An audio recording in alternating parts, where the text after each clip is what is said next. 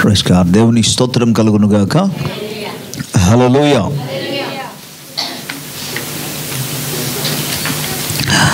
పరిశుద్ధ గ్రంథంలో నుండి కీర్తనల గ్రంథము 139వ కీర్తన,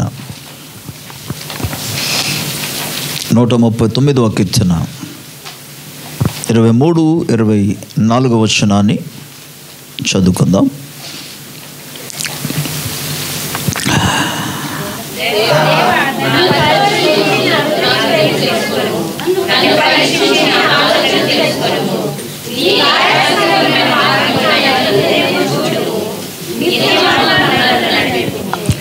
చిన్న ప్రార్థన.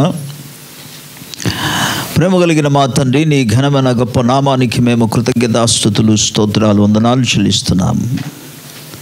నువ్వు ఒక్కడే అద్వితీయ సత్య దేవుడవు నాయన. నీకు సాటి కలిగిన వారు ఎవరునూ లేరు ప్రభువా. నీవు బుద్ధి జ్ఞానముల సర్వ సంపదల కలిగిన దేవుడై ఉన్నావు. నీవు మాట్లాడే దేవుడవు, నీకు స్తోత్రాలు ప్రభువా. దేవా, ఈ ఉదయకాల సమయంలో నీ బిడ్డలందరితో మీరు మాట్లాడమని మేము ప్రార్థిస్తున్నాం. వినగల చెవులు, గ్రహించగలిగిన హృదయాలు మాకు అనుగ్రహించమని వేడుకుంటున్నాం. నాయనా, మా కనులను తెరవమని మేము ప్రార్థిస్తున్నాం. నీ లేఖనంలో ఉన్న ఆశ్చర్యకరమైన సంగతులు చూచున్నట్లుగా తెరువు నాయన. అల్పుడను నీ పాదధూళిని తండ్రి, అయా అయోగ్యుడను మీ దాసుని నీ యందు మీరు మరుగుపరిచి నాయన అభిషేకించి మీ దాసుని నోటన్ని వాక్కుంచి మీరు మాట్లాడండి.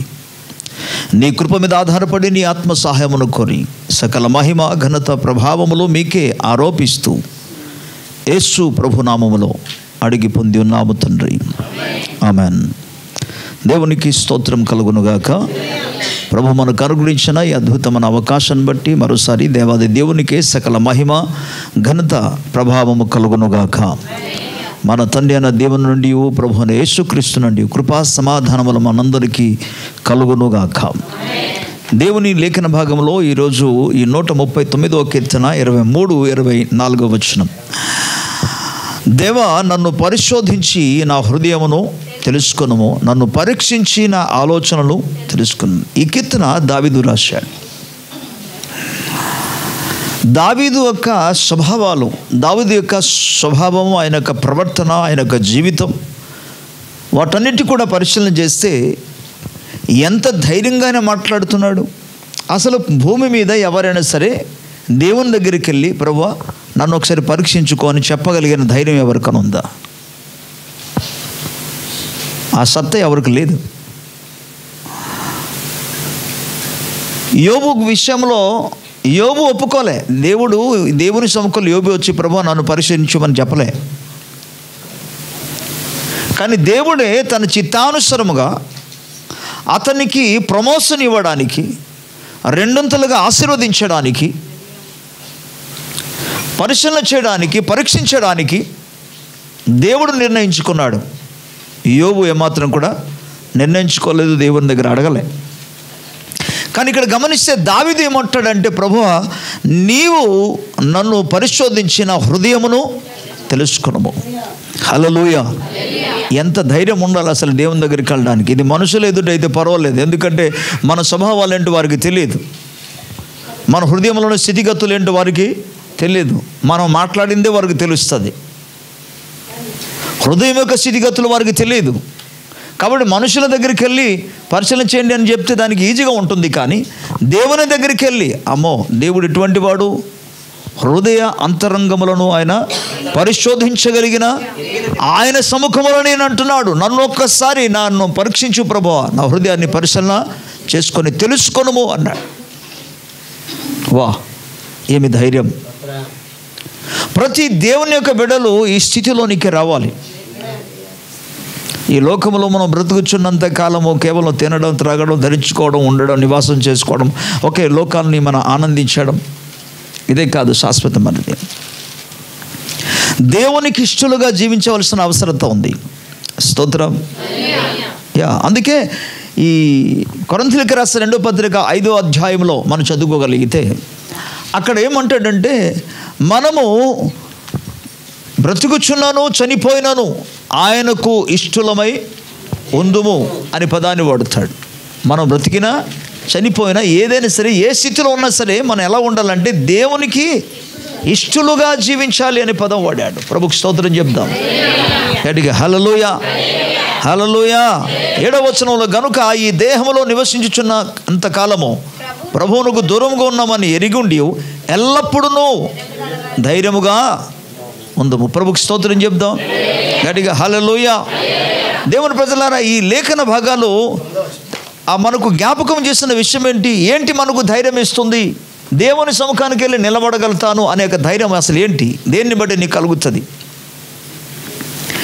నీవు కానీ సరిగ్గా ప్రవర్తిస్తుంటే, నీ హృదయపు స్థితి కానీ సరిగ్గా ఉన్నదనుకోండి, ధైర్యంగా దేవుని సముఖం నిలబడగలం.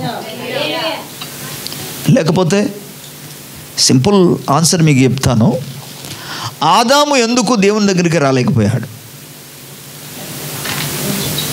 దేవుని యొద్దకు అసలు ఎందుకు రాలేకపోయాడు? దేవుని ముందుకు అసలు ఎందుకు రాలేకపోయాడు ఆదాము?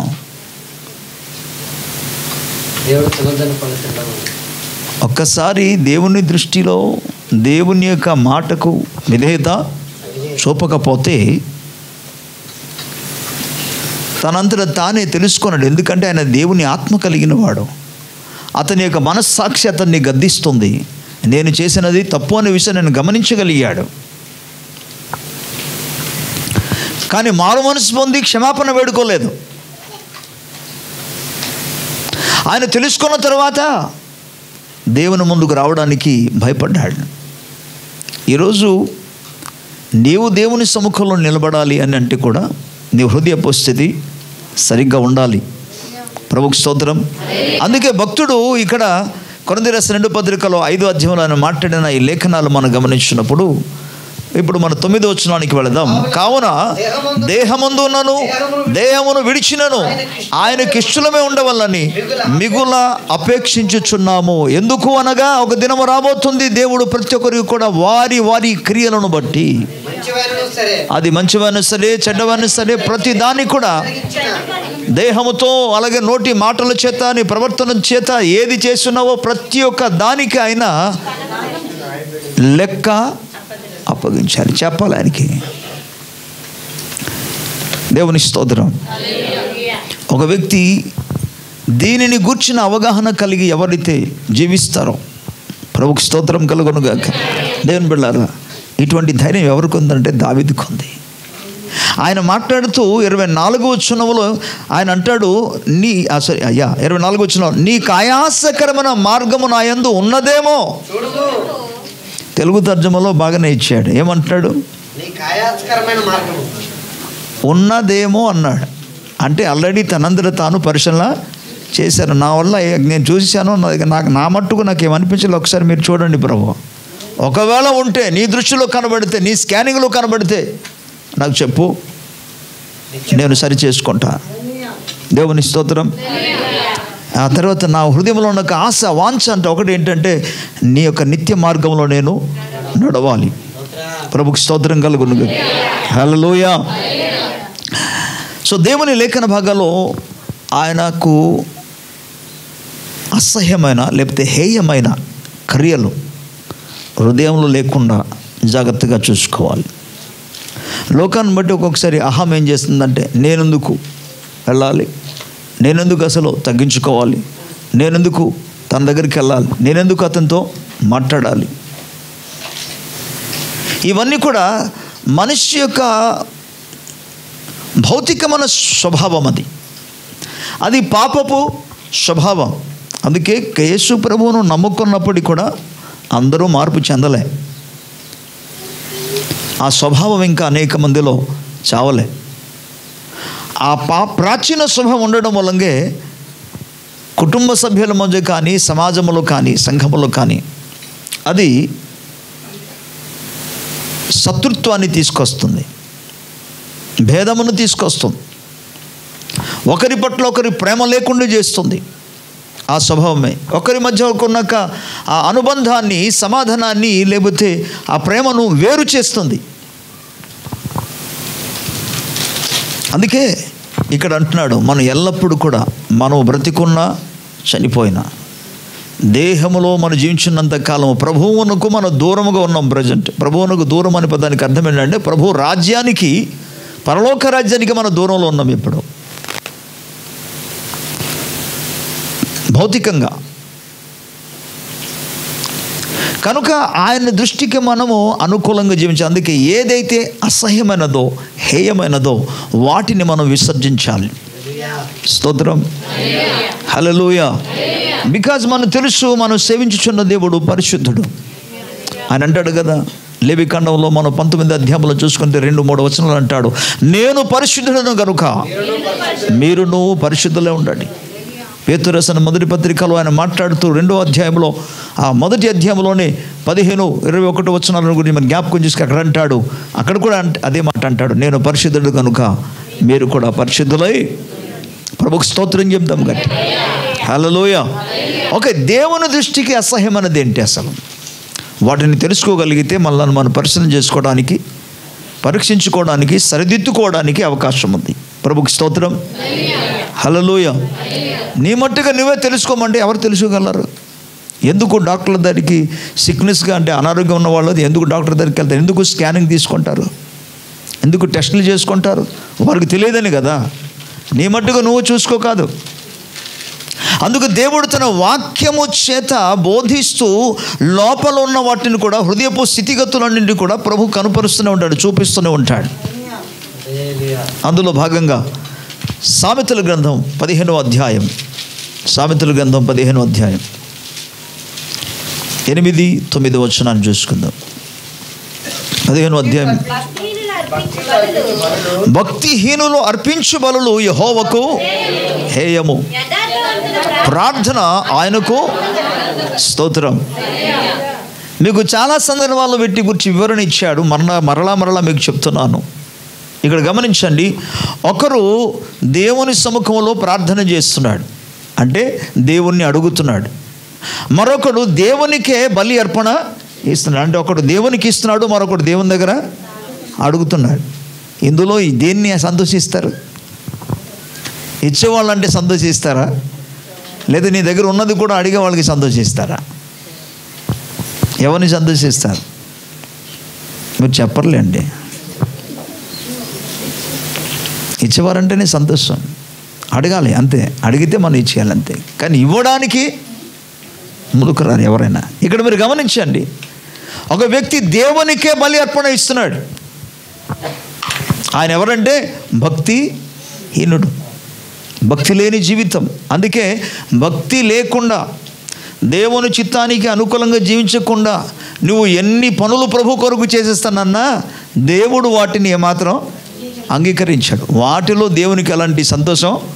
అందుకే కదా ఆమోసు గ్రంథంలో ఇజ్రాయెల్ ప్రజల గురించి చెప్పడానికి కారణం ఏంటి? ఆమోసు గ్రంథంలో 5వ అధ్యాయంలో పాడొద్దు అని ఎందుకు చెప్పారు? 21వ వచనం చదువుకోగలిగితే అక్కడ ఏమంటే, మీరు అసలు పాటలు పాడవద్దు, మీ పాటల ధ్వని మాకు అక్కర లేదు, మీ బలులు మీ అర్పణలు నాకు అవసరం లేదు, అవన్నీ కూడా నేను నీచముగా హీనముగా ఎంచుకుంటున్నాను. అంటే దేవుని దగ్గర పాడకూడదా? ప్రభువును స్తుతించకూడదా? కనపరచకూడదా? కానీ అక్కడ పాయింట్ ఏంటంటే, నా ఎదుట మీరు సరిగ్గా ప్రవర్తించకుండా, నా వాక్యానుసారంగా ప్రవర్తించకుండా వచ్చి పాడిస్తానన్నా, ఓకే, విధేయత చూపకుండా వచ్చి పాడిస్తానన్నా, నీతిగా యథార్థత కలిగి జీవించకుండా నువ్వు పాడించే వాయిద్యాలు వాయించేస్తానన్నా, స్తుతిస్తానన్నా మీరు చేయవచ్చు, కానీ అది నాకు అసహ్యం అన్నది. అందుకే భక్తిహీనులు అర్పించాక బలులు దేవుని దృష్టికి హేయమన్నది, అసహ్యమన్నది. దాన్ని దేవుడు దేనితో పోలుస్తున్న? హేయము అనే పదం అర్థం చేసుకోండి. దేన్ని హేయంగా చూస్తారు, అసహ్యంగా దేన్ని చూస్తారు? అక్రమ క్రియలను గురించి ఇప్పుడు సాధారణంగా అసహ్యంగా చూస్తారు, అది వేరే విషయం. కానీ గమనించండి, మీకు అర్థం అవడానికి ఆ క్రియాశీలంగా ఒక మాట మీకు జ్ఞాపకం చేస్తాను. రోడ్లో ప్రయాణం చేస్తున్నప్పుడు ఆవు పేడ ఉందనుకోండి, దాన్ని తొక్కడానికి ఎంతమంది ఇష్టపడతారు? నీకు ఇష్టం ఉండదు, నాకు ఇష్టం ఉండదు, కానీ కొందరైతే పూర్తిగా తినేస్తున్నారు. మీరు గమనించండి, ఆ దగ్గరికి వెళ్ళడానికే ఇష్టపడరు. బురద ఉందనుకోండి, దాన్ని అసహించుకుంటారు. ఇంకా అదే మీరు ఊహించుకోండి, అంటే దాన్ని చూసినప్పుడు ఎలాగనిపిస్తుంది మనిషికి? దగ్గరికి వెళ్తారా? మంచి వస్త్రం ధరించుకొని, చక్కటి వస్త్రాలు ధరించుకొని ఆ ఏరియాలో ఆ ప్రాంతానికి వెళ్తున్నప్పుడు అది దాటుకొని వెళ్ళిపోతాడు తప్ప దాన్ని చూసిన వెంటనే దాని దగ్గరికి వెళ్ళాడా? అంటే పవిత్రంగా ఉన్న ఒక వ్యక్తి, ఓకే, నిర్మలంగా ఉన్న ఒక వ్యక్తి అటువంటి స్థలానికి వెళ్ళడానికి ఇష్టపడరు. అపవిత్రులే వాటిని ప్రేమిస్తారు. ఇప్పుడు పంది ఉంది, బురదను ఏం చేస్తుంది? ఓహ్, అద్భుతంగా ప్రేమిస్తుంది. అందులోనే కాలం హాయిగా, మన వాళ్ళకి ఎండాకాలంలో స్నానం చేస్తే ఎంత హాయిగా ఉంటుంది అనుకుంటుందో అది ఆ రీతిగా సంతోషంగా కూడా ఉంటుంది. అందులో దొరుకుతుంది, ఇటు దొరుకుతుంది, అటు దొరుకుతుంది, మొత్తం హోల్ బాడీ అంతా కూడా దాంట్లో నింపిస్తుంది. వాటికి అది అసహ్యం లేదు. కానీ మనిషిని వాటి చూసిన వెంటనే, బురదను చూసిన వెంటనే అసహించుకుంటారు. నేను ఎక్కువ శాతం వైట్ షర్టు, వైట్ డ్రెస్ వేసుకోవడానికి ఇష్టపడనేది ఇదే కారణం, మరి ఏమి లేదు. ఏం కాదు, ఏదో ఒకటి వచ్చి అది ఎక్కడో మసి అంటిపోతుందని చెప్పి దానివల్లే. వేసుకోకూడదని ఏం కాదు, వేసుకోవచ్చు, ప్రాబ్లం లేదు. సో దేవుని బిడ్డలారా, మీరు గమనించండి, ఒక్కసారి ఎక్కడైనా సరే మసి అంటింది అనుకోండి, ఇంకంతే బాధ అనిపిస్తుంది. అందుకే ఇక్కడ దేవుని దృష్టికి అసహ్యమైనది ఏంటి? బురద కంటే కూడా, మనుష్యుల మలము కంటే కూడా హేయంగా ఉండేది ఏంటంటే భక్తిహీనత. అది దేవుని దృష్టికి అసహ్యమైనది. కానీ అదే సందర్భంలో కింద మరొక వ్యక్తి ఉన్నాడు. ఆయన ఎవరంటే యథార్థవంతులు. దేవుని స్తోత్రం చెప్దాం. అతడు ప్రార్థన చేస్తుంటే దేవుడు పొంగిపోతున్నాడు, దేవుడు ఆనందిస్తున్నాడు, సంతోషిస్తున్నాడు. ప్రభుకు స్తోత్రం. దేవుని బిడ్డలారా, భక్తిహీనతను మనం సంపూర్ణముగా తొలగింప చేయాలి. ఆమేన్. వీటికంటే కూడా ఒక అద్భుతమైన మాట మీకు జ్ఞాపకం చేస్తాను. ఒకసారి సామెతల గ్రంథంలోనే 6వ అధ్యాయంలోనికి మనందరూ కూడా వెళదాం. ప్రభుకు స్తోత్రం. 6వ అధ్యాయంలో 16వ వచనం నుండి కొన్ని మాటలు ఇక్కడ రాయబడి ఉన్నది. యెహోవాకు అసహ్యములైన 6 గలవు, 7 ఆయనకు హేయములు. అవేమనగా అహంకార దృష్టి.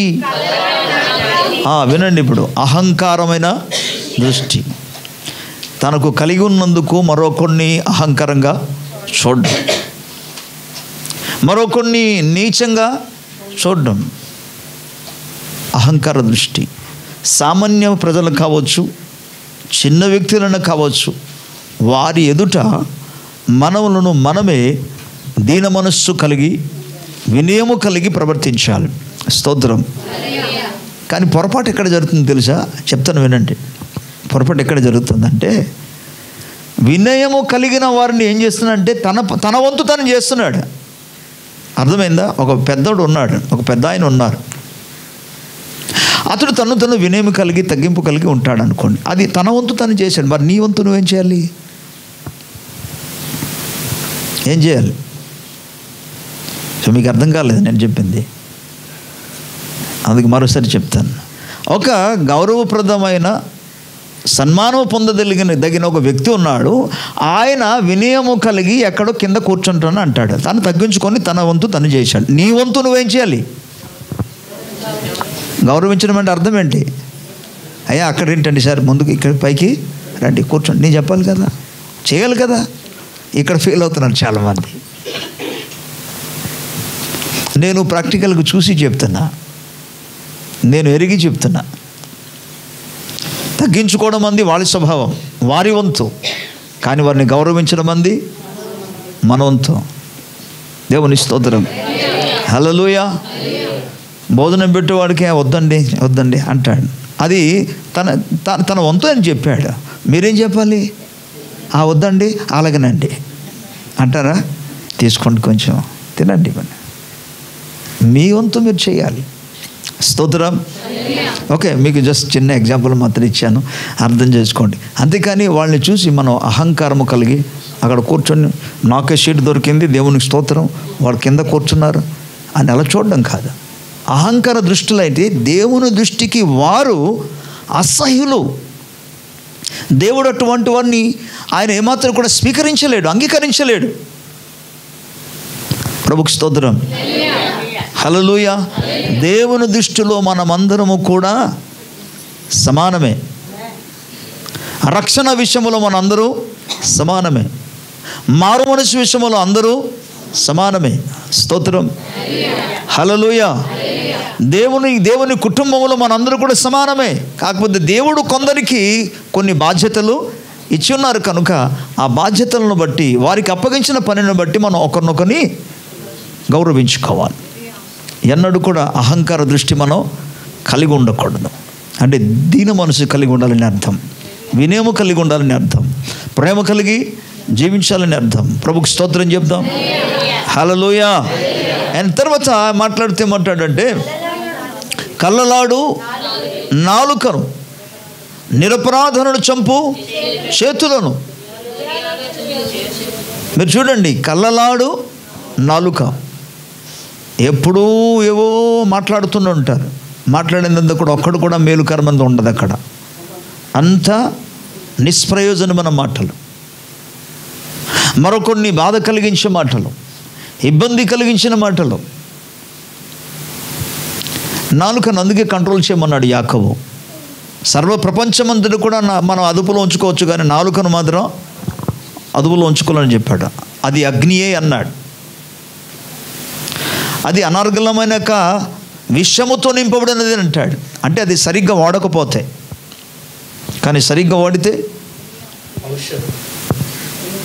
ప్రజలకు అది ఎంతో మేలు కలుగు చేస్తుంది, దీవెన కలుగు చేస్తుంది, ఆదరణ కలుగు చేస్తుంది, బలము కలుగు చేస్తుంది, ధైర్యాన్ని కలుగు చేస్తుంది.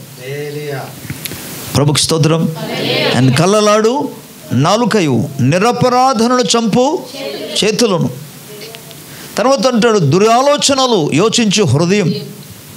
అందుకే అంటాడు కదా ఇర్మియా గ్రంథంలో, హృదయం అన్నిటికంటే మోసకరమైనది. 9వ అధ్యాయం అంటాడు, అది ఘోరమైన వ్యాధి కలది, దాన్ని గ్రహింపగలిగిన వారు. అందుకే కదా మనిషి తనకి ఇష్టం వచ్చినట్టు ప్రవర్తిస్తున్నాడు. నా హృదయంలో ఉన్న వాటిని ఎవరికి తెలుసు? అవును, పక్కనున్న వాడికి తెలియదు. కనీసం నీ భార్య నీ భర్తకు తెలియకపోవచ్చు, కానీ ఎవరికి తెలుసు? దేవుని తెలుసు కదా. మరి ఆయన సముఖంలో ఎలాగ ఉండాలి? మనము యథార్థంగా ప్రవర్తించడానికి మనుషులను బట్టి కాదు, దేవుడు చూస్తున్నాడనే యొక్క అవగాహనతో, ఆ స్పృహతో మనం సరిగ్గా ప్రవర్తించాలంతే. ప్రభుకి స్తోత్రం. హల్లెలూయా. అండ్ దురాలోచన యోచించు హృదయం, మరొకడి మీద దురాలోచన చేయడం.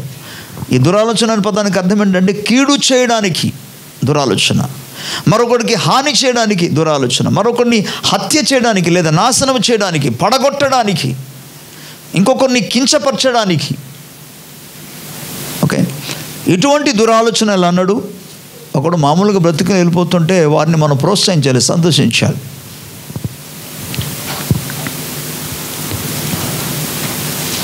ఒకడు బాగుపడుతున్నారు అనుకోండి, మనం సంతోషించాలి అంతే. వాడు బాగుపడ్డాడంటే నీదేమైనా నష్టమైందా అందులో?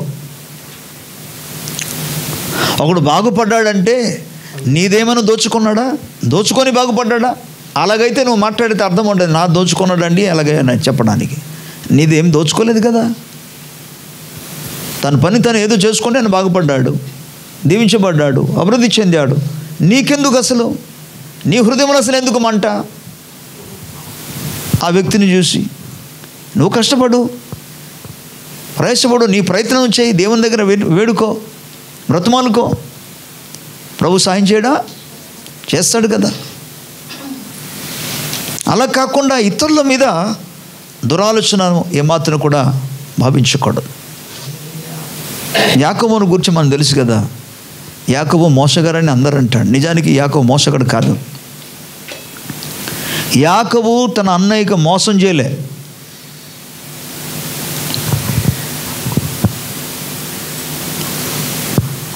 ఒక్క విషయంలో తప్ప. ఏ విషయం తెలుసా? జ్యేష్ఠత్వం నాకు కావాలని అడిగాడు. అది ఒకటే తను చేసిన, అంటే మామూలుగా మన ఆలోచన విధానంగా చెప్పాలంటే ఒకటే చేసిన తప్పు. ఎందుకంటే ఒరే తమ్ముడు నాకు ఆకలిగా ఉంది, ఆహారం పెట్టాలని అంటే నువ్వు జ్యేష్ఠత్వం ఇస్తావని అడగవచ్చా? అది ఒక విషయం తప్ప. తండ్రి దగ్గరికి వెళ్ళి ఆయన తీసుకొని దీవెన పొందుకున్నది అది మోసం కాదు. ఆయన చేయలే, వాళ్ళ అమ్మగారు చేశారు. ఆల్రెడీ చెప్తున్నాడు, అమ్మ ఒకవేళ తెలిసిపోయింది అనుకోండి, ఆశీర్వాదానికి బదులుగా అరే నేను అన్నీ నేను చూసుకుంటాను, కానీ నేను చెప్పింది అన్నీ చేసింది. వేషధారణ అంతా కూడా పెట్టి పంపించింది ఆవిడ. సరే నువ్వు చెప్తున్నావు కాబట్టి నాకు మాత్రం హృదయంలో అలాగ చేయాలని నాకు ఎటువంటి మనసు లేదమ్మా. అందుకే ప్రభు దీవించాడు. తర్వాత ఓకే, దేవుని స్తోత్రం. కీడు తలచలేదు. మీరు చూడండి, అక్కడ కయను తన సొంత తమ్ముడిని చంపడానికి కీడు తలచు బాగానే ఉన్నాడు ఆయన. మీకు విషయం తెలుసా, లేఖనం రాయబడింది, ఆయన కానీ ఇక్కడ యాసవు కానీ యాకోబు అన్న యాసవు కానీ వారు మనస్సు అణచుకొని అంట, ఎప్పుడు కాదు సరైన టైం చూసి మనం వేద్దామని వాళ్ళు మనసులో పెట్టుకున్నారు.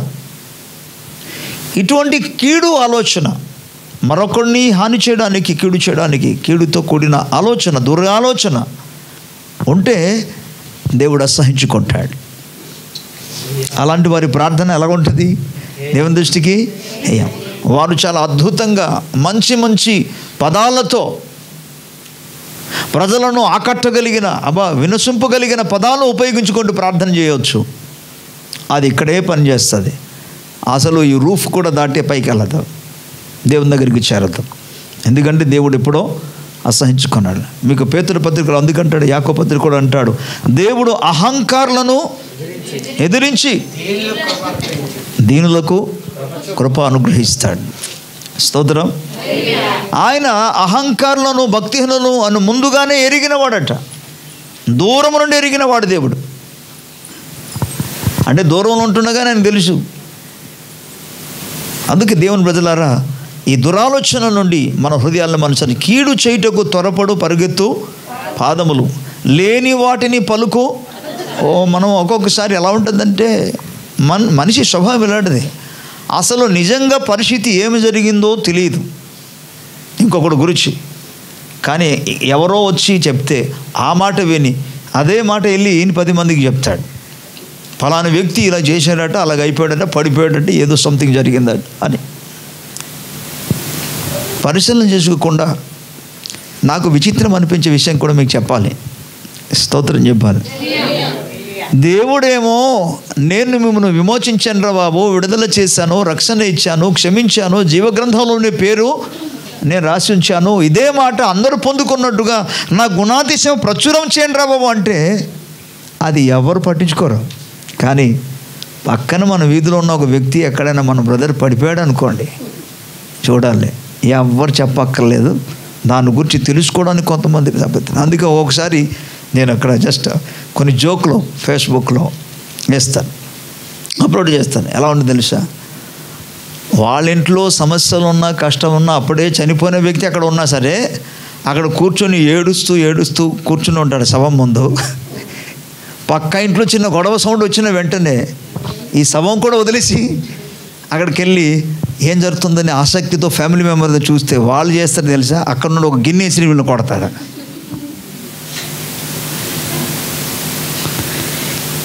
ఈ మనిషికి పక్కనున్న వాడి యొక్క స్థితిగతులు తెలుసుకోవడానికి ఎందుకో తాపత్రం అని తెలియదు. దేవుడు మన పట్ల ఇటువంటి ఆలోచన కలిగి ఉన్నాడు, దాన్ని తెలుసుకోవడానికి తాపత్రం ఉండదు, ఆసక్తి ఉండదు. ప్రభు ఏం చేస్తే నేను సన్మార్గంలో నడవగలనని దాని గురించి పరిశీలన ఉండదు. లేఖనాలు చదువుకున్న తర్వాత నాకు అర్థం కాలేదు, ఇది ఏం చేయాలి, ఎలాగ నాకు అర్థమవుతుంది ఈ వచనం, నేను ప్రార్థన చేసి దేవుని దగ్గర అడుగుతాను, లేక దేవుని సేవకుని దగ్గరికి వెళ్ళి తెలుసుకుంటాను, ఇవన్నీ ఉండదు. కానీ పక్క ఇంట్లో చిన్న గొడవ వస్తే చాలు, దాన్ని తెలుసుకోవడానికి ఏమి తాపత్రమో. ఏంటండి ఆ గొడవ? ప్రైజ్ గాడ్, దేవునికి స్తోత్రం, హల్లెలూయా. ప్రియులారా, లేని వాటిని దయచేసి అబద్ధ సాక్ష్యం చెప్పవద్దు, నీకు తెలియని వాటిని చెప్పవద్దు. నీ కన్నులారా చూసి నీ చెవులారా వెంటనే ఉన్న వాటిని మాట్లాడవు. కానీ నువ్వు కనులారా చూడకుండా, చెవులారా వినకుండా, నువ్వు తెలుసుకోకుండా ఏమాత్రం కూడా మరొకటి గురించి ఇంకొకరి దగ్గర అనవసరంగా మాట్లాడద్దు.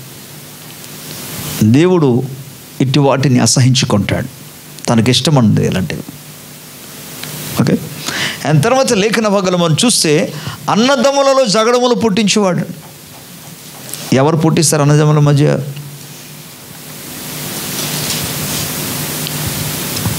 అన్నదమ్ముల మధ్య జగడములు దీని గురించి సాధారణంగా ఎవరు పట్టించుకోరు.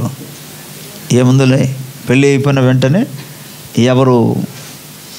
ఎవరి కుటుంబం వారిది, ఎవరి బాధ్యత. నిజమే, ఎవరి బాధ్యత వారు చూసుకుంటారు. కానీ వారి మధ్య గొడవలు పెట్టకూడదు. వారికి ఉన్న స్తోమతను బట్టి వాళ్ళు బ్రతుకుని వెళతారు. సమాధానంగా ఉండడానికి ప్రయత్నం చేయాలి, కానీ అనవసరంగా గొడవలు పెట్టకూడదు. ఇది దేవుని దృష్టికి అసహ్యమన్నది. అంటే అన్నదమ్ముల మధ్య ఎలా ఉండాలి? సమాధానం కలిగి ఉండాలి, ప్రేమ కలిగి ఉండాలి, ఐక్యత కలిగి ఉండాలి కదా అన్నదమ్ములు. అందుకే కదా అన్నదమ్ములు అని అన్న తమ్ముడు అనేది అక్క చెల్లెనికి అనుబంధం అంది దేవుడికి. అది రక్త సంబంధం. అది ఈ బంధాన్ని నువ్వు ఎలాగ విడగొట్టిస్తావు? విడగొట్టిన వాళ్ళు ఉన్నారా? ప్రపంచంలో ఉన్నారు. కానీ మీరు అలా ఆ వ్యక్తిగా ఉండకూడదు. వాళ్ళ సంగతి పక్కన పెట్టండి. అన్ని జనులకి వారికి దేవుని గురించిన జ్ఞానము తెలియదు కాబట్టి వాళ్ళు ఎలాగైనా ప్రవర్తిస్తారు. ఇప్పుడు కూడా అనేక కుటుంబాలు వారు కలిసి జీవించడం ఒక్కొక్కసారి చూస్తున్నప్పుడు చాలా సంతోషం అనిపిస్తుంది, ఆనందం అనిపిస్తుంది. అన్నదమ్ములు కానీ, అక్క చెల్లెలు కానీ, కుటుంబ సభ్యులు కానీ, రక్త సంబంధులు కానీ, సమీప బంధువులు కానీ ఎన్నడూ కూడా తగాదాలు కానీ, జగడాలు, గొడవలు పెట్టకూడదు. పెట్టడం అది సరైనది కాదు. అసలు దేవుని బిడ్డలకు అది తగినది కాదు. అట్టి వాటిని దేవుడు అసహించుకుంటాడు. కానీ ఇద్దరు అన్నదమ్ములు ఉంటే పెళ్ళి అయిన వెంటనే అక్కడ పెద్ద కోడలు కానీ, లేదా కష్టం మేమే పడుతున్నాం, మేము ప్రయాసపడుతున్నాం, అంతా మేము చేస్తున్నాం, వాళ్ళు అసలు కనీసం దేన్ని కూడా ముట్టడం లేదు, ఏం చేయలేదు, కూర్చొని ఉన్నారు. అందుకే మనం త్వరగా ఏమవ్వాలి? త్వరగా వేరైపోవాలి. అప్పుడు మన ప్రపంచాన్ని మనం చూసుకోవచ్చు.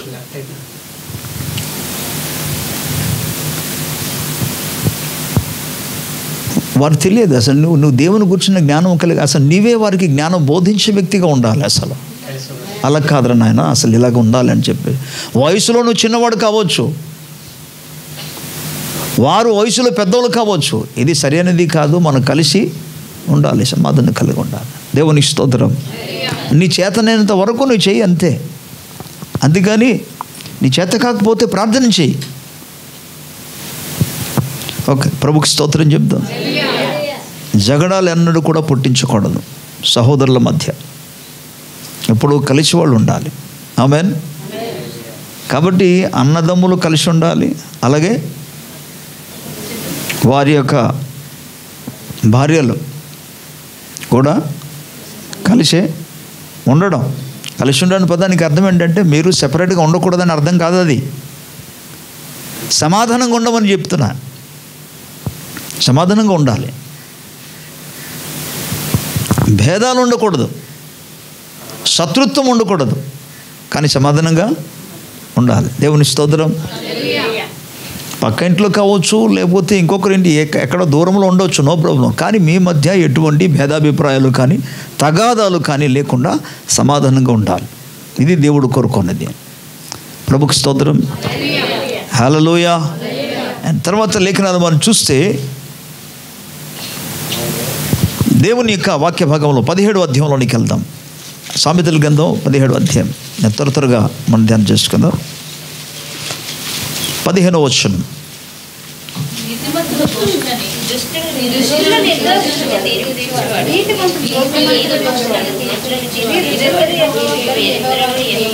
చూడండి, ఇక్కడ మరొక విషయం దేవుని దృష్టికి అసహ్యమైనది ఏంటంటే దుష్టులు నిర్దోషులు, నీతిమంతులు దోషులని.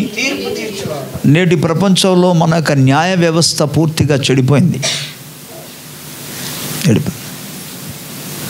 ఏ పర్సన్ లేకుండా ఎప్పుడు తీర్పు తీసే పక్కన పెట్టండి. ఒక వ్యక్తి వెళ్ళి పలానా వ్యక్తి ఇలా చేసాడని కేసు పెట్టిన వెంటనే తీసుకెళ్ళి ఇక అంతే అతన్ని దోషిగా ఎంచుకుంటున్నాడు. న్యాయ వ్యవస్థలో సరిగ్గా అసలు న్యాయ వ్యవస్థలోనే న్యాయం లేదు. ఇక్కడ మనం గమనిస్తే ఎటువంటి తీర్పు? దుష్టులేమో నిర్దోషులని, అలాగే నిర్దోషులను దోషిగాను, లేదా నీతిమంతులను దోషులుగా ఎంచడం అంది, తీర్పు తీర్చడం అంది. మనం సేవిస్తున్న దేవుడు న్యాయవంతుడైన దేవుడు, ఆయన నీతి కలిగిన. ఎవరి పక్షం నిలబడతారు తెలుసా? ఒక చిన్న వ్యక్తి అయినా దేవుడు న్యాయపక్షముగా నిలబడతాడు.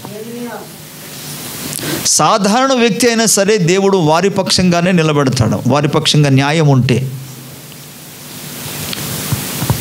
నీ దేవునితో నీకు ఎంత పరిచయం ఉన్నా సరే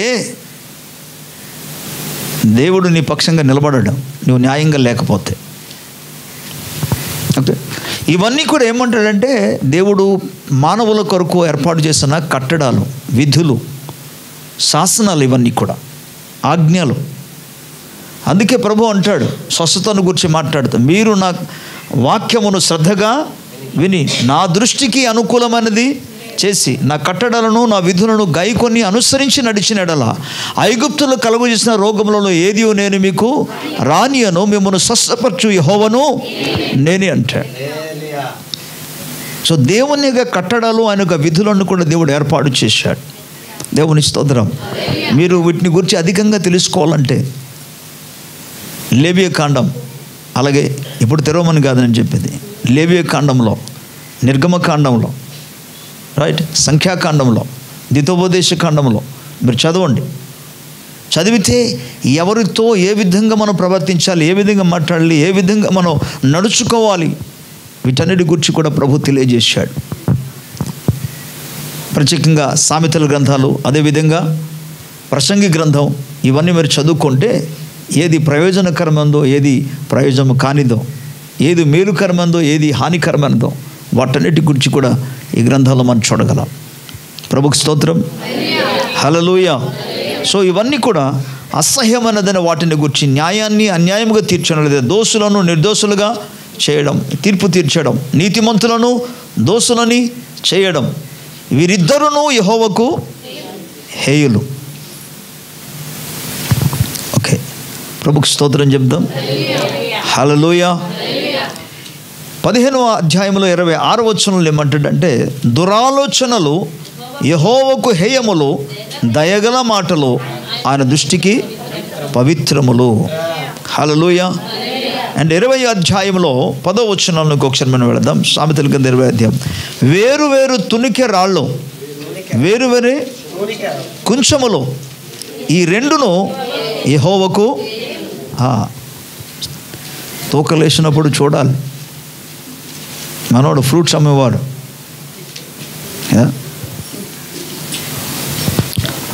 కాయగూరలు అమ్మేవారు, ఈవెన్ ఇప్పుడు డిజిటల్ ఏమంటారు దాన్ని, తూకలు కూడా ఉన్నాయి కదా డిజిటల్గా. అందులో కూడా డిజిటల్ ఉంది, ఒకసారి సెట్ చేస్తే అయిపోద్ది అంటాడు. కానీ అక్కడ ఎక్కడో ఒక దగ్గర మైనస్ లేకపోతే ప్లస్ కొట్టేసి ఉంటాడు ఆయన. వీళ్ళు ఏమనుకుంటున్నారు, మొత్తానికి మన దగ్గరికి వచ్చినాక వినియోగదారుని మనం ఏదోలాగా కొంత అయినా తగ్గించి ఇవ్వగలిగాం, మనం ఆయనకి తెలియకుండా లాభం పుచ్చుకొని అనుకుంటున్నారు వీళ్ళు. కానీ అది దేవుని దృష్టికి అసహ్యం. ఆయన డబ్బులు నువ్వు అడిగిన వాటిని కేజీ ఇంత మనం అనుకుందాం, కేజీ 50 రూపాయలు అన్నాడు అనుకోండి, సంథింగ్ ఏదో ఒక వస్తువు. 50 రూపాయలు అన్నందుకు అని 50కి 50 ఇస్తున్నాడు కదా. నువ్వు కూడా న్యాయానుసారంగా ఏం చేయాలి? నీ దగ్గర ఉన్నాక తూకలన్నీ కూడా ఎలాగ ఉండాలి? న్యాయంగా ఉండాలి కదా. అందుకే ఇక్కడ రాయబడింది, వేరు వేరే తునిక రాయలు, రాయి, ఆ గుండులు అంటారు జస్ట్.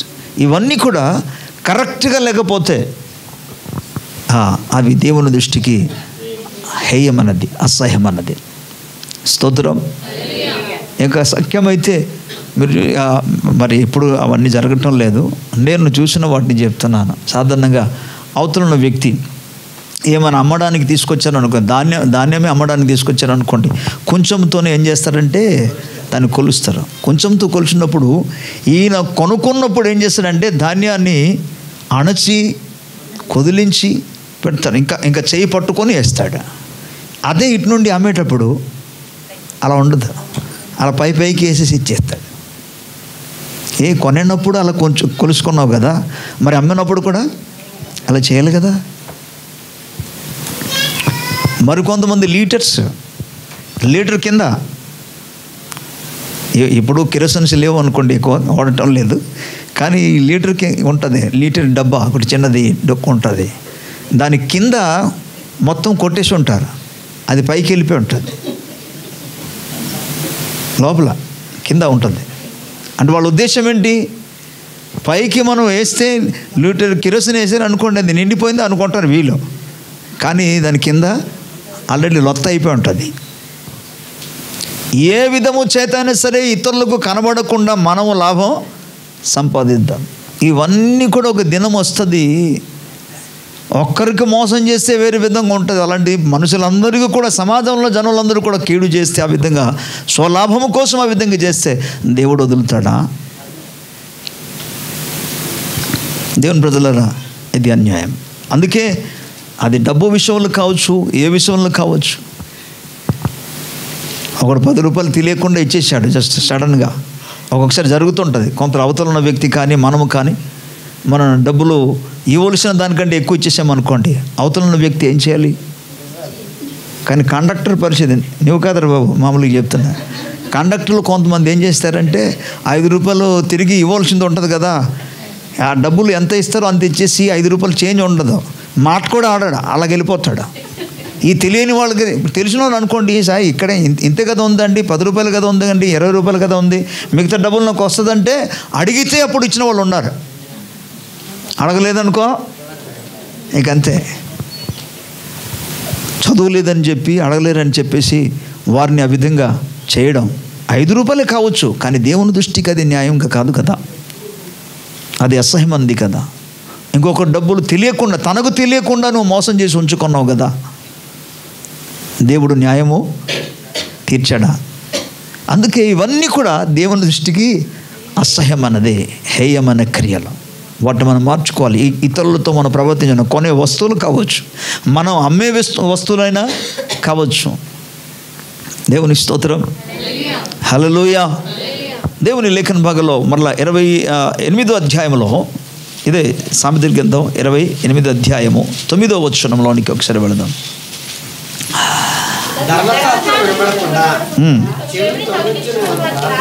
ధర్మశాస్త్రమును వినబడకుండా చెవిని తొలగించుకున్న వాని యొక్క ప్రార్థన. వినండి, ఇక్కడ కూడా ఒక ప్రార్థన గురించి చెప్పాడు. ఆల్రెడీ మనం 15వ అధ్యాయంలో కూడా మనం చూసుకున్నాం. భక్తిహీనులు అర్పించే బలుల కంటే, ఓకే, భక్తిహీనులు అర్పించిన బలాన్ని కూడా దేవుని దృష్టికి అసహ్యం అన్నది, యథార్థవంతుల ప్రార్థన ఆయన దృష్టికి ఆనందకరం అని చెప్పారు అక్కడ.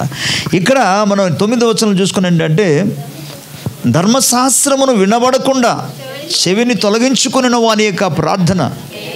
ఇక్కడ కూడా ప్రార్థన హేయమైనదే. ఎవరి ప్రార్థన? దేవుని మాటలు వినకుండా, వాక్యం చెప్పినప్పుడు ఏదో చేస్తూ, వాక్యం వినకుండా బయటికి వెళుతూ, వాక్యం వినకుండా ఏం చూస్తూ, ఇప్పటి కాలంలో మొబైల్ చూస్తూ, వాక్యం వినకుండా ఇంకొకరిని ఇబ్బంది పెడుతూ, ఇవన్నీ ఇలాంటి వాళ్ళు వచ్చి టైం అయిపోయింది కదా అని చెప్పేసి స్తోత్రం స్తోత్రం అని ప్రార్థన చేస్తే దేవుడు అంటాడు, ఒరే బాబు నీ ప్రార్థన అంతా నాకు చాలా అసహ్యం అన్నది, హేయమంది. ఎందుకంటే నువ్వు నా ఎదుట సరిగ్గా నా మాటలు అసలు వినలేదు నువ్వు, అంతే. అందుకే ఇదే సామెతల గ్రంథంలో 1వ అధ్యాయంలోకి వెళ్ళారు అనుకోండి, ప్రభు ఏమంటాడంటే, నేను పిలిచినప్పుడు మీరు వినలేదు కనుక మీకు అపాయం వచ్చినప్పుడు, చూసారా, మీకు అపాయం వచ్చినప్పుడు నేను నవ్వుదను అన్నాడు. మీరు బాధతో అయ్యో బాబు ప్రభు ఇలాగైపోయింది అలాగైపోయింది తలకిందులైపోతే నేను తిరిగి అపహాస్యం చేస్తానన్నాడు.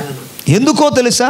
అలాగ చేయడానికి కారణం ఏంటంటే, నేను పిలిచినప్పుడు, నేను గద్దించినప్పుడు, నేను మాట్లాడినప్పుడు మీరు నా వైపు తిరిగి నా మాట వినలేదు, నాకు గౌరవించలేదు. దేవుని ప్రజలారా, దేవుని మాట నువ్వు వింటేనే, ఈరోజు ఒకవేళ దేవుడు ఒక్కొక్కసారి నీకు అనిపిస్తుంది, ఏంటి ప్రభు నా ప్రార్థనకు జవాబు ఇవ్వట్లేదని. ఎందుకు ఇవ్వరు? దేవుడు ప్రార్థనకు జవాబు ఇస్తాడు. మేబీ మన లేఖనాలు చదువుకున్నట్టుగా, దేవా నా హృదయాన్ని పరిశీలన చేసుకో ఒకసారి, నా యందు ఆయాసకరమైన మార్గం ఉన్నదేమో చూడు, నిత్య మార్గములో, జీవ మార్గములో, సత్య మార్గములో, నీతి మార్గములో నన్ను నడిపించు ప్రభువా. అందుకే పరిశీలన చేసుకోవాలి మన ప్రభుకి స్తోత్రం. నిజంగా ఈ వాక్యాన్ని కానీ మీ హృదయంలో పని చేయగలిగితే హల్లెలూయా, పరలోక రాజ్యానికి వెళ్ళకుండా నేను అడ్డగించగలిగిన శక్తి కానీ సామర్థ్యం కానీ బలం కానీ ఇంకా దేనికి కానీ ఎవరికి ఉండదు అసలు. ప్రభుకి స్తోత్రం. హల్లెలూయా. అందుకే వారి యొక్క ప్రార్థన దేవునికి అసహ్యమన్నది, హేయముగా ఉంటుంది ప్రభు మాట వినకపోతే. ప్రభుకి స్తోత్రం. హల్లెలూయా. ఒకసారి దేవుని లేఖన భాగంలో యెషయా గ్రంథంలోనికి వెళదాం. యెషయా గ్రంథం 66వ అధ్యాయంలో 3వ వచనం.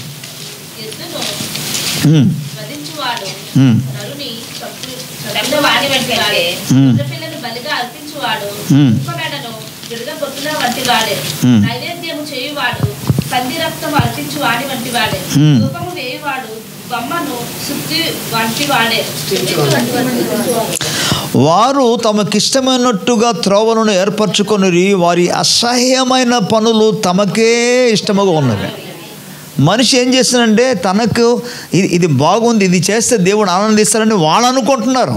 వాళ్ళకే ఇష్టమైంది తప్ప అది దేవునికి ఏమాత్రం కూడా ఇష్టం, అది అసహ్యమైనదని చెప్పాడు. బలులు అర్పణ చేయడం అంది. అందుకే బలి అర్పణ అనేది దేవుడు ఆయన ఆ పాత నిబంధనను క్రొత్త నిబంధన ద్వారా కొట్టివేశాడు. యేసు ప్రభువారు మన అందరి కొరకు సర్వలోకంలో మానవులందరి నిమిత్తం, మన నిమిత్తం మాత్రం కాకుండా ఇంకా భవిష్యత్తులో పుట్టబోతున్న వారందరి కొరకు ఒకే ఒక బలి ఆయన అర్పణ చేశాడు. ఆ ఒక్క బలి ద్వారా ఇక బలి అర్పణలు ఏమీ లేకుండా ప్రభు ఆయన ఏర్పాటు చేశాడు. దేవుని స్తోత్రం. అందుకే ఇక్కడ ఎవరైతే బలి అర్పణ చేస్తారో, దేన్ని బలి? ఎద్దును, గొర్రెను. ఓకే, ఈ ధూపాన్ని నైవేద్యాన్ని అర్పించడం, ఇవన్నీ కూడా దేంతో పోలుస్తున్నాడు ఆయన? మనుషులు చంపుటతో పోల్చాడు ఆయన.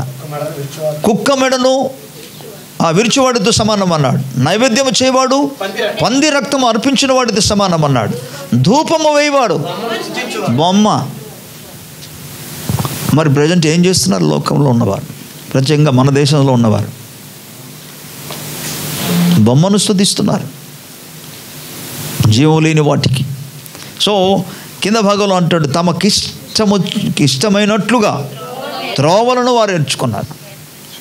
చూసారా, వారికి ఇష్టమైనట్టుగా ఎంచుకున్నాడు అంతే. అది దేవునికి ఇష్టమా కాదా? దేవుడు దాని గురించి అసలు ఏమనుకుంటున్నారు? పరిశీలన అసలు చేయట్లేదు, పరీక్షించటం లేదు. ఓకే, 44వ అధ్యాయం ఇర్మియా గ్రంథం 3-4 వచనం. 44.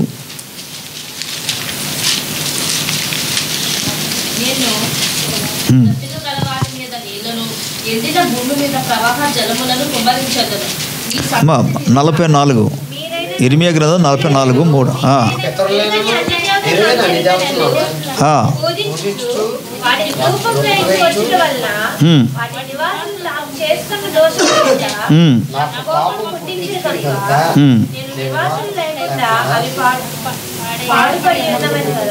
ఓకే, ఇక్కడ ఏమంటాడంటే మీరు కావచ్చు, మీ పితరులు కావచ్చు, వాళ్ళందరూ కూడా ఎరుగని ఒక అన్య దేవతలను వారు పూజిస్తూ, వాటికి నమస్కారం చేస్తూ, వాటి ముందు బలులు అర్పణ చేస్తూ, నైవేద్యాలు అర్పించి ధూపము వీళ్ళు చేశారు. కాబట్టి వారు నాకు కోపం పుట్టించారు ఈ క్రియల చేత. అందువలన వాటి యొక్క నివాసములు లేకుండా అయిపోయింది అన్నాడు. అవన్నీ నివాసాలను కూడా పాడైపోయింది అన్నాడు.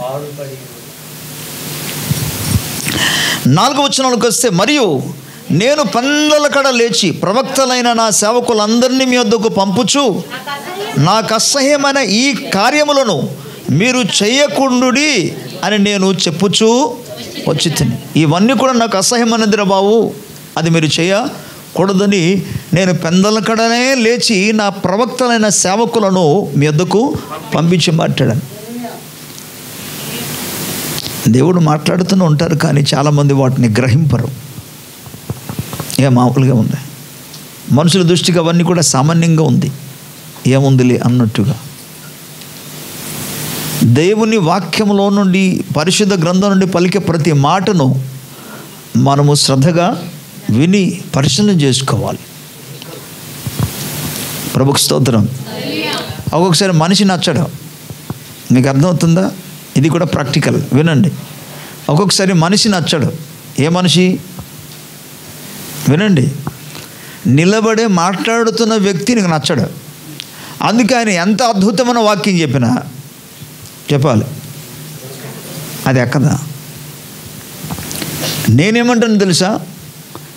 ఆయన చెప్పిన మాట పక్కన పెట్టండి, ఒకవేళ మీకు అలాగనిపోయినా సరే, మీరు ఇంటికి వెళ్ళి బైబిల్ చదువుకోండి. బైబిల్ చదువుకున్న తర్వాత ఆ లేఖనాలు మీరు చదువుకుంటుండగా, ఇప్పుడు ప్రభు లేఖనాలు స్వయంగా నీవే చదువుకుంటున్నావు కాబట్టి చర్చిలోనే మనసు మార్చుకోవాలని ఏమీ లేదు. వాక్యం చెప్పిన తర్వాత, విన్న తర్వాత మారు మనసు పొందాలని కూడా ఏమీ లేదు. నీవు లేఖనాలు చదువుతున్నప్పుడు కూడా నీ మనసు మార్చుకోవచ్చు. స్తోత్రం.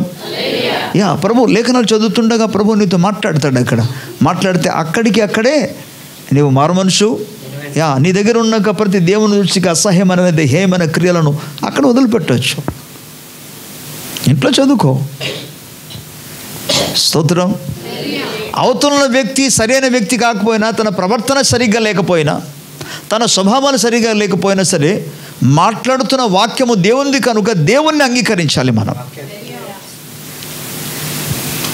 దేవుని ఉపదేశాన్ని మనం అంగీకరించాలి.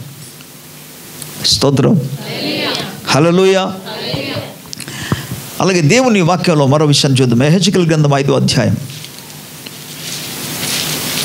ఓకే, అక్కడికి వెళ్ళక ముందు మరోసారి కొద్దిగా 5వ వచనాన్ని కూడా మనం చూసుకుందాం. 5వ వచనంలో 44వ అధ్యాయం ఇర్మీయా గ్రంథం, వారు ఆలకింపకపోయిరి, అన్య దేవతలకు ధూపార్పణలు చేయుట మానకపోయిరి, తమ దుర్మార్గతను విడుగకపోయిరి, చెవి యొగ్గక. 3వ వచనంలో ఏం చూసాం? వారు అటువంటి క్రియలు చేసినందుకు వారి యొక్క దేశము, వారు నివసించిన నివాసము పాడై పోయింది కదా. మరి వినకపోతే వారి పరిస్థితి కూడా ఏమవుద్ది? సో దేవుని దృష్టికి హేయమైనది, అసహ్యమైనది క్రియలు చేయటం మూలంగా వారి మీదికి వారే నష్టాన్ని కొని తెచ్చుకుంటారు. Okay, right. యెహెజ్కేలు గ్రంథం 18వ అధ్యాయం.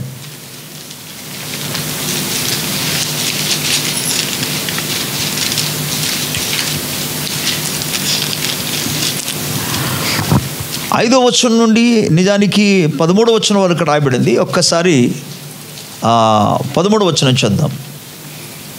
సరే, 12వ వచనం.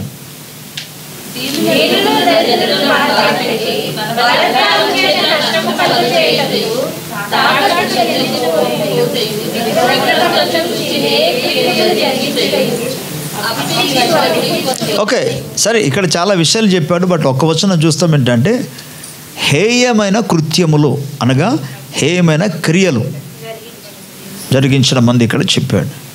ఏంటి హేయ క్రియలు? మీరు చూడండి, ఇక్కడ చాలామంది హేయ క్రియలు అన్న వెంటనే ఏదో తలపైకెత్తండి.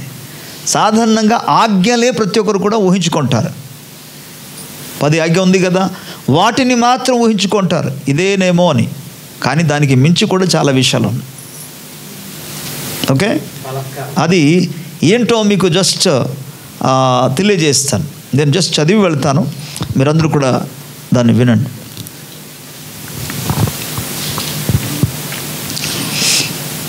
నేను 5వ వచనం నుండి చెప్తాను. ఒకడు నీతిపరుడై నీతి న్యాయములను అనుసరించేవాడే ఉండి పర్వతముల మీద భోజనము చేయకయు ఇశ్రాయేలును పెట్టుకొనిన విగ్రహముల తట్టు ఆకండి వెళ్ళిపోద్దు. ఇజ్రాయేల్ ప్రజలు పెట్టుకున్న విగ్రహములు ఏమది? చూడకయు. కానీ ఇప్పుడు జరుగుతున్న విషయం ఏంటి? అసలు దాని వైపే చూడొద్దనంటే మనలందరూ పనులను కూడా పక్కన పెట్టేసి వారు ఊరేగింపు చేస్తున్నారంటే చాలు.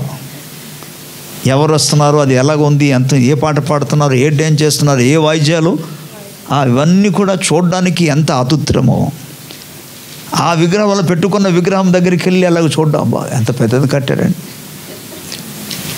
అసలు వాటినే చూడకూడదు, అది అసహ్యమన్నది అన్నాడు. దేవుని మహిమను దొంగలిస్తున్న బొమ్మ అది. దేవునికి చెందవలసిన మహిమ గంత ప్రభువును ఆయనకి ఆరోపించకుండా అది దొంగలిస్తుంది. దేవుని మహిమ, దేవునికి చెందవలసిన మహిమ అది దొంగలిస్తుంది. ఎందుకు? దేవునికి ఆరాధన చేయకుండా ఇదే దేవుడని తను తాను చెప్పుకొనుచు. అది నిజానికి అది కూడా చెప్పలేదు అనుకోండి, మనిషి అవన్నీ పెట్టుకున్నాడు. ఇవన్నీ కూడా దేవుని దృష్టికి అసహ్యమైనది. ఒక నీతిమంతుడని అనుకున్న వ్యక్తి ఏం చేయాలి? వాటి వైపే అసలు చూడకూడదు. ఇశ్రాయేలు పెట్టుకున్న విగ్రహములతో చూడకూడదు. తన పొరుగు వాని భార్యను చెరపకూడదు. బహిష్టమైన దానిని కొడుకయు, ఎవనినైనాను బాధ పెట్టకయు, రుణస్థునికి అతని తాకట్టును చెల్లించి బలత్కారము చేత ఎవనికైనాను నష్టము కలుగజేయకయో నుండు వాడై. ఒక మీరు చూడండి, ఇక్కడ కూడా కొద్దిగా మనం తెలుసుకోవాలి. ఎవరినైనా బాధ, రుణస్థునికి అతని తాకట్టును చెల్లించి బలత్కారం చేత ఎవరినైనాను నష్టము. నేడు రోజుల్లో ఫైనాన్స్ వాళ్ళు బయలుదేరారు. ఆ రోజు పలానా రోజు శుక్రవారం పలానా టైంకి వస్తాము, మీరు తప్పకుండా ఇచ్చింది మీరు కట్టాలి అంతే. మరి కొంతమందికి మరి ఇటువైపు ఎలా ఉందో తెలియదు కానీ ఒరిస్సాలో కొంతమంది ఫైనాన్స్ ఇచ్చే వాళ్ళు ఉంటారు. 10 మందికే ఇస్తారు. 10 మందికి ఫైనాన్స్ ఇచ్చిన తర్వాత అది మంగళవారం అనుకోండి, శుక్రవారం అనుకోండి, లక్షలు ఏదో ఒక రోజు వాళ్ళు డిసైడ్ చేస్తారు. వారానికి ఆ రోజు వస్తారు, వాళ్ళు దానికి ఇస్తారు. ఈ 10 మందిలో వింటున్నారా? ఈ 10 మందిలో ఒకవేళ 2 రాలేదనుకోండి, ఆ 2కి ఈ అప్పు ఇచ్చిన వ్యక్తి వచ్చి అడగడా? ఎవరిని అడుగుతా తెలుసా? మిగిలిన 80 అడుగుతారు. ఆయన ఆ బాధ్యత నాది కాదు, మీరే అడిగి తీసుకొచ్చి ఇవ్వాలి. మరలా మీకు కావాలంటే ఈ పనులు మీరే చేయాలి. మరి వీళ్ళకి ఏదో అవసరం ఉంటుంది. ఇప్పుడు ఈ అప్పు ఇచ్చేవాడు వచ్చి కేవలం కుర్చీలో కూర్చుంటాడంతే. ఇప్పుడు వీళ్ళు ఈ టీంలో ఉన్న వాళ్ళు వెళ్ళి ఒకరినొకరిని పిలుచుకోవాలి. వాళ్ళు అది ఇచ్చే వరకు వారు వదిలి పెట్టండి. అప్పు ఇచ్చేవారు ఒక్కొక్కసారి ఏం చేస్తే తెలుసా? వాళ్ళ ఇంట్లో ఉన్న సామాన్లు ఎత్తుకొని వెళ్ళిపోతాడు. దీన్ని ఎత్తుకొని వెళ్ళిపోవడం అని దానికి ఏమంటారు? బలత్కారం అని పదం వాడాడు. బలవంతముగా ఇంకొక వ్యక్తి ఇంకొక ఇంట్లో, ఒకవేళ నువ్వు అప్పే ఇచ్చావు, ఆయన అప్పు తీసుకున్నాడు, తీర్చలేకపోయాడు, కానీ బలవంతంగా వాళ్ళ ఇంట్లో ఉన్న ఏ వస్తువు కూడా నువ్వు తీసుకొని వెళ్ళడానికి వీల్లేదు. లోకము గురించి కాదని మాట్లాడేది. దేవుని దృష్టికి ఇది అసహ్యమన్నది. ఆయనే ఒకవేళ తీసుకొచ్చి ఇచ్చాడు అనుకోండి, అయ్యా ప్రజెంట్ నాకు తీర్చడానికి ఏమీ లేదు, ఇగో ఓకే ఈ వస్తువు మీ దగ్గర ఉంచండి సార్ అని తాకట్టు ఇచ్చాడు అనుకో, అప్పుడు మీ ఇంట్లో ఉంచవచ్చు. కానీ అది కూడా అదే ఒకవేళ వస్త్రం అయితే, అదే కానీ వస్త్రం అనుకోండి, ప్రభు ఏమంటాడు తెలుసా? సాయంకాలం అవకమునిపోయిన ఆయన అది ఆయన కప్పుకొని పడుకోవాల్సింది, అది కనుక నువ్వు తప్పకుండా తిరిగి ఇచ్చేయాలన్నాడు. ఈ వ్యవస్థను ఎవరు చేస్తాడంటే నీతి పరుడు లేదా నీతిమంతుడు ఆ దేవుని దృష్టికి ఇష్టలుగా జీవించడానికి పనులన్నీ ఆయన చేస్తాడు. వాటిని ఏమాత్రం కూడా చేయకుండా ఆయన తను కాపాడుకుంటాడు. అలాగే ఆకలిగొనిన వానికి ఆహారం ఇచ్చే, దిగంబరికి బట్ట ఇచ్చు, వడ్డీకి అప్పు ఇవ్వకయు, లాభము చేపట్టు, అన్యాయము చేయకయు, నిష్పక్షపాతముగా న్యాయము తీర్చి, యథార్థపరుడై నా కట్టలను గాయకొనుచు నా విధులను అనుసరించుచుండిన ఎడల వాడే నిర్దోషగును, నిజముగా వాడు బ్రతుకును. ఇదే ప్రభువు యెహోవా. ప్రభుకు స్తోత్రం.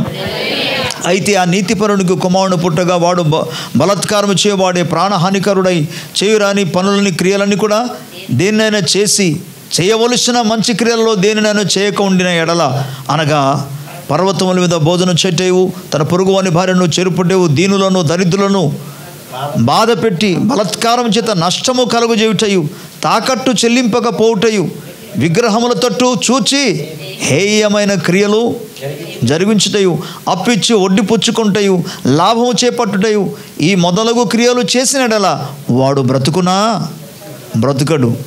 ఈ హేయ క్రియలన్నీ చేసిన గనుక అవశ్యముగా వానికి మరణశిక్ష విధింపబడును. వాడు తన ప్రాణమునకు తానే ఉత్తరవాది. దేవుని ప్రజలారా, ఇవన్నీ క్రియలు దేవుని దృష్టికి హేయమన్నది.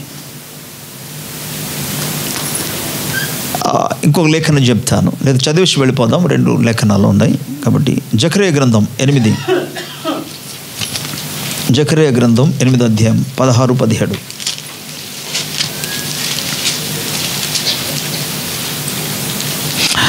మీరు చేయవలసిన కార్యమే లేవనగా ప్రతివాడు తన పొరుగువానితో సత్యమే మాట్లాడవలెను, సత్యమును బట్టి సమాధానకరమైన న్యాయమును బట్టి మీ గుమ్మంలో తీర్పు తీర్చవలను. తన పొరుగువాని మీద ఎవడును దురాలోచన యోచింపకూడదు, అబద్ధ ప్రమాణము చేయ నిష్టపడకూడదు. ఇటివన్నీ నాకు అసహ్యములు, ఇదే యెహోవా వాక్కు. మలాకి గ్రంథం 2వ అధ్యాయం. ఈ మాటలు చూసి మనం ముగించుకుందాం. 2వ అధ్యాయము, ఇది చాలా ప్రాముఖ్యమైనది, శ్రద్ధగా వినండి. 16-17 వచనంలో ఏదేది దేవుని దృష్టికి అసహ్యమైనది అది మాత్రం మీకు తెలియజేస్తున్నాను. భార్యను పరిత్యజించుట నాకు అసహ్యములు, హేతువు లేకుండా ఎప్పుడు ఎన్నడూ కూడా పరిత్యాగం అనేది చేయకూడదు, అనగా విడాకు అని అర్థం.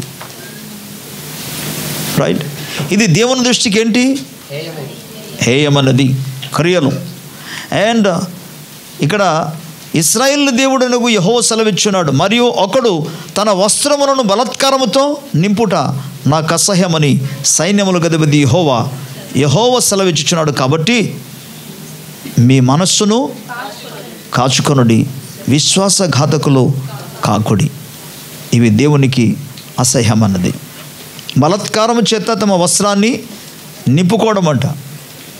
ఇవి అంటే బలాత్కారం చేత లాభం పుచ్చుకోవడం అన్నది, అది దేవుని దృష్టికి అసహ్యం. ఓకే, 17వ వచనం. మీ మాటల చేత మీరు యెహోవాను ఆయాస పెట్టుచున్నారు. దేని చేత? ఆయనను ఆయాస పెట్టుచున్నామని మీరు అడుగుచున్నారు. దేని చేత మేము ఆయన నీకు ఆయపడుచున్న ప్రభువా అని అంటే దేవుడు ఏమంటాడంటే, దుర్మార్గులు యెహోవా దృష్టికి మంచివారు, వారి యందు ఆయన సంతోషపడును, లేక న్యాయకర్తకు దేవుడు ఏమాయను అని చెప్పుకొనుట చేతనే మీరు ఆయనకు ఆయాస పెట్టుచున్నారు. ఈ మాట శ్రద్ధగా వినండి, తలబెగితి వినండి. ఎవరు మంచోలట దేవుని దృష్టికి? దుర్మార్గులు మంచోలా? మరి ఎందుకు ఇలా మాట్లాడుతున్నాడు ఈయన? దుర్మార్గులు యెహోవా దృష్టికి మంచివారు. ఈయన మాట్లాడుతున్నారు అలాంటిది. ఎందుకు ఈ విధంగా మాట్లాడుతున్నారంటే వినండి, అలా మాట్లాడడానికి కొన్ని కారణాలు ఉన్నాయి. ఇప్పుడు నీ కళ్ళ ముందు అనేక మంది ఎంత చెడుగా ప్రవర్తించినా, ఎంత భక్తిహీనంగా ప్రవర్తించినా, ఓకే, ఎంత హీనంగా ప్రవర్తిస్తున్నా సరే వారికి భూలోకములో అన్ని సౌకర్యాలు ఉన్నాయి. నువ్వేమో యథార్థత కలిగి, భక్తి కలిగి, దేవుని యందు నీతి కలిగి జీవిస్తావు. ఓకే, అర్థమవుతుందా? కానీ నీ కళ్ళ ముందున్న ఈ భక్తిహీనుడు ఎలా ఉన్నాడంటే క్షేమంగా 71వ కీర్తన 73వ కీర్తనలో పెట్టి మనం చూస్తాం. క్షేమంగా ఉంటే ఈయనకి ఎలాగ అనిపిస్తుందంటే ఇక లాభం లేదు. అసలు వాళ్ళే మంచోళ్ళు. ఎవరి దృష్టికి? దేవుని దృష్టికి. అసలు వాళ్ళే మంచోళ్ళు. అసలు లేకపోతే ఇంత కష్టపడుతున్నాను. అందుకే ఇక్కడ చూడండి, లేకపోతే అని అంటాడు. మామూలుగా మన వాడుక భాషలో నేను చెప్తున్నాను, లేక న్యాయకర్తకు దేవుడు ఏమైనా. అరే నేను ఎంత భయభక్తి కలిగి జీవిస్తుంటే, ఎంత భక్తి కలిగి నేను ప్రవర్తిస్తున్నా సరే ఎందుకు లేక నాకు ఉంది? వాడేమో భక్తి లేకుండా ఏమి లేకుండా అసహ్యమైన పనులు చేస్తున్నాడు, కానీ అంతా వారికి క్షేమంగానే ఉన్నాయి. కాబట్టి దుర్మార్గులే దేవుని దృష్టి మంచోళ్ళేమో. ఇలాగంటే దేవునికి ఎలా ఉంటుంది? దేవుని హృదయానికి ఎంతో బాధ. ఎవరు చెప్పారా? వాళ్ళ నా దృష్టికి ఎలాగ మంచోళ్ళు అయిపోతారు? అలాంటి మాటలు చెప్పి నన్ను బాధ పెట్టద్దు, నేను అన్యాయంగా తీర్పు తీరుస్తున్నానని ప్రవర్తిస్తానని అన్నాడు. మీరు ఊహించుకోవద్దు. ఓకే, అందుకే మీ మాటల చేత మీరు మాటల చేత దేవునికి ఆయాస పెట్టకూడదు. ఏదండి దేవుడు ఏం చేయట్లే అని అనకూడదు. ఇప్పుడు మాకేం మేలు చేయట్లేదు, సహాయం చేయట్లేదు, ఉపకారం మాకు కాపాడలేదు, వాళ్ళకి చూడండి వాళ్ళంతా మంచిగా ఉన్నారు, క్షేమంగా ఉన్నారు. ఇలాంటి పదాలు చెప్పుట ద్వారా దేవుని హృదయాన్ని బాధ పెడుతున్నారు. అది ఆయన దృష్టికి అసహ్యమైనది. దాన్ని బట్టి దేవుడు ఏమనుకుంటున్నా అంటే ఆయాసపడుతున్నాడు ఈ మాటలు వింటున్నప్పుడు. ఇలా మాట్లాడకూడదు. స్తోత్రం, హల్లెలూయా. ఎన్నటికి ప్రభువుకు మహిమకరమైన మాటలు మనం పలకాలి. అందుకే భక్తులు పరిశుద్ధ గ్రంథంలో ఏం మాట్లాడారు? 23వ కీర్తనలో దావీదు రాశాడు కదా, 23వ కీర్తనలో ఆల్రెడీ దేవుడు తన ప్రతి అవసరం తీర్చేశాడని అర్థమా? కాదు. కానీ ఆయన అంటాడు, యెహోవా నా కాపరి, నాకు లేమి కలుగు. దేవుడే నాకు ఆశ్రయం, ఆయన నాకు కోట, ఆయన నాకు దుర్గము, ఆయన నాకు శైలము, నా రక్షణ శృంగము, నా నిరీక్షణకు ఆధారం, నా దాగు చోటు ఆయనే, నా నివాస స్థలం ఆయనే.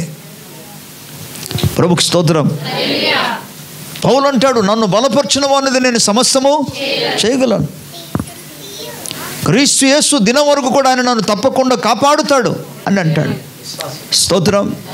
పిల్లలు, మనం ఎప్పుడు విశ్వాసంతో మాట్లాడు, కానీ నీ మాటల చేత దేవుని హృదయాన్ని అన్నాడు కూడా బాధ పెట్టకూడదు. అలా మాట్లాడితే అది ఆయనకు ఆయాస పెట్టినట్టుగా ఉంటుంది. అందుకే కదా కీర్తనకారుడు దావీదు అంటున్నాడు, ప్రభువా నా హృదయాన్ని ఒకసారి పరిశోధించు, నా యందు ఆయాసకరమైన మార్గం ఉన్నదేమో ఒకసారి చూడు ప్రభువా, సరిచేయి నాయన. దేవుని ప్రజలారా, మన హృదయాలు ఆ విధంగా పరిశీలన చేసుకొని ముందుకు కొనసాగలిగితే, నేను మరలా చెప్తున్నాను, దేవుని రాజ్యానికి వెళ్ళకుండా, ప్రవేశించకుండా నిన్ను ఆపగలిగిన శక్తి ఉండదు, ఆపగలిగిన వాడే ఉండడు అసలు. దేవుని స్తోత్రం కలుగును. హల్లెలూయా. అలాగే మన హృదయాలను మనం పరిశీలన చేసుకొని బల్ల ఆరాధనలో అందరూ కూడా పాలిభక్తులు కావాలని దేవుని సేవకునిగా కోరుకుంటున్నాను. కళ్ళు మూసుకుందాం, ప్రార్థన చేసుకుందాం. థ్యాంక్ యూ లార్డ్, నీకు స్తోత్రం. Hallelujah. Thank you Jesus. Wonderful father, నీకు వందనాలు. మహిమ కలిగిన రాజా, నీకు స్తోత్రాలు. ఇంతవరకు మనం విన్న దేవుని వాక్యాన్ని బట్టి మన జీవితంలో ఒకసారి మనం పరిశీలన చేసుకుందాం. నేను బిడ్డలారా, హృదయముల శుద్ధి కొరకు మనం ప్రార్థించేది, దురాలోచనల మాదిరిని తీర్చమని అడుగుదాం. హల్లెలూయా. స్తోత్రం. అహంకార దృష్టిని, కళ్ళలాడు నాలుకను దేవుని బిడ్డ వాటిని మనం తీసివేయాలి. ఓ హల్లెలూయా. న్యాయమైన తూనిక రాళ్ళు కలిగి ఉండాలని. ఓ థ్యాంక్ యూ లార్డ్, నీకు స్తోత్రములు చెల్లిస్తున్నాను. ఇతరులు ఏమాత్రం ఇబ్బంది పెట్టకూడదని, సహోదరుల మధ్య, అన్నదమ్ముల మధ్య జగడలు పెట్టించుకున్నట్టుగా ప్రభు లేఖనము సెలవిస్తుండగా ప్రార్థన చేద్దాం. దేవునికి స్తోత్రములు. హల్లెలూయా. పరిశీలించుకుందాం, ప్రభు కృపను మనం వేడుకుందాం. Oh thank you Lord, thank you Lord, నీకు స్తోత్రం. స్తోత్రము నాయనా నీకు. విగ్రహార్థన వైపు చూడడం అసహ్యమైన దేవుని దృష్టి.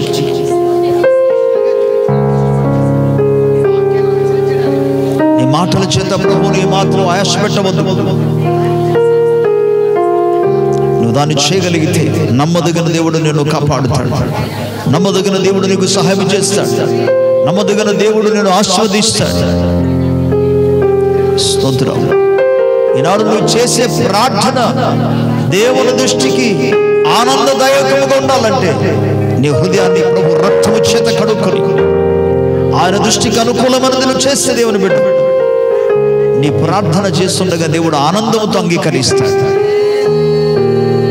థ్యాంక్ యూ లార్డ్, నీకు స్తోత్రం. దురాలోచన కలిగిన హృదయం కలిగి ఉండకూడదు, మనస్సు కలిగి ఉండకూడదు.